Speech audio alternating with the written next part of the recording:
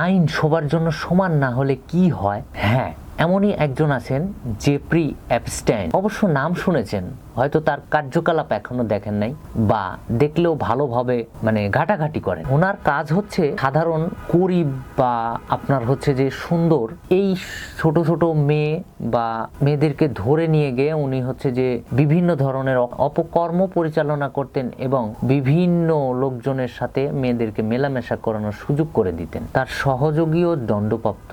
তবুও 2008 সালে উনি প্লিডিম আকারে শাস্তি পেলেন। প্লিডিম বলতে বোঝাচ্ছে গ্রামে যখন আমরা কোনো মারামারি করি, এটা থানা পর্যায়ে যখন মামলা হয়, তার পরবর্তীতে এটা মিউচুয়াল করার জন্য আমরা যেমন জেলখানায় গিয়ে বা হাজতখানায় থেকে তারপরে হচ্ছে যে মামলাটা মিউচুয়াল করে আসতে হয়, বা ওইখান থেকে জেলে তোলার পরে আপনার হচ্ছে যে আস্তে আস্তে কোর্টে মামলাটা উঠে এইভাবে মিউচুয়াল হয়।